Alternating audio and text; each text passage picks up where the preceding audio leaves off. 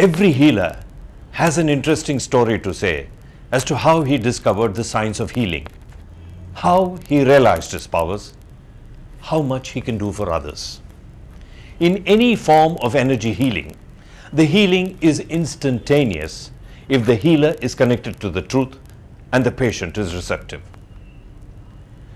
It is important to know that the healer is simply a channel for pure positive energy. It is the patient who is responsible for accepting the healing. About 16, 17 years ago, in the south of India, between Tiruchirappalli, Karur, I was buying crystals for commercial purpose, to get them cut in the shape of Buddha head and Ganesh, no? And handling them, I felt that energy sometimes almost burning my arm, and asked myself, what is this energy?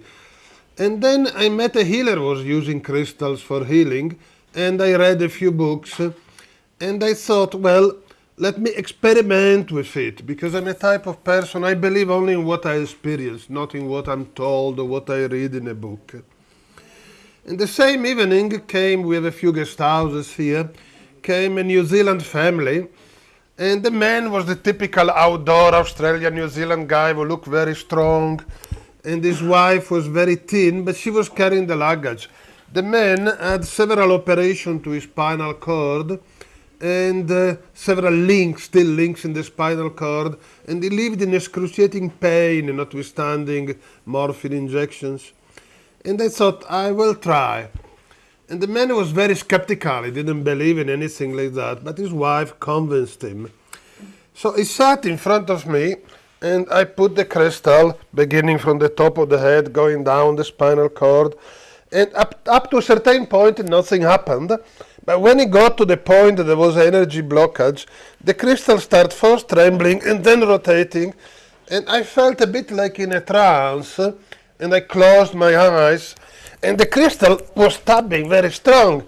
And part of me was a bit concerned, a bit afraid. I mean, the man already is in a very bad condition. If I stick a crystal in his back, he's not going to be very happy. And I was drenched with sweat. There was a pool of sweat. I worked for about 1 hour till I got to the base of the spinal cord. The man was laughing. He said, nothing happened, I didn't feel anything. Actually, now I feel a bit worse because I've been sitting in a bad position 1 hour. So I said, excuse me, maybe I'm not meant to be a crystal healer. And I was a bit disappointed, but I didn't think any more about it. Next morning, 5:30 in the morning, I heard some shouting. I ran out. The man was running around and saying, it worked, I can move.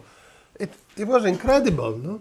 The first time that gave me a lot of self-confidence, and eventually I developed some instruments to work on it in crystal, in ruby. And I began learning about several other stones. For example, one of the most powerful one in India is a crystal of Mysore star ruby, which is found in the area of Chennapatna between Mysore and Bangalore. This is a crystal of ruby as it comes out of the ground, just rounded and polished on top.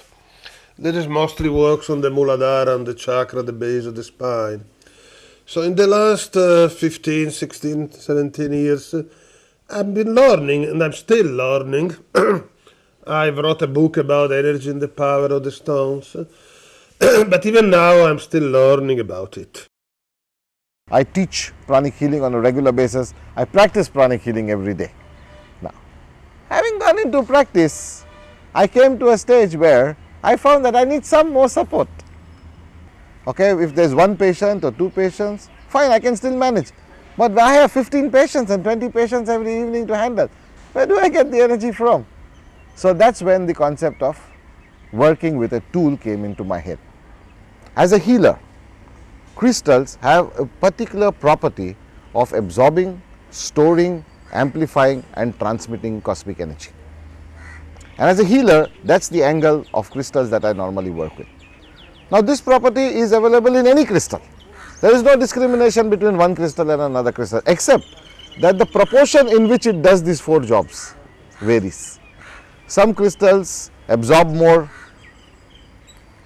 hold more, store more. but very little property of transmission and amplification. Some crystals transmit more, amplify more, even though they require less, they absorb less energy, but they have a high degree of amplification and high degree of transmission. And some crystals have them on an equal space. So as a healer, we need all these aspects of the crystals.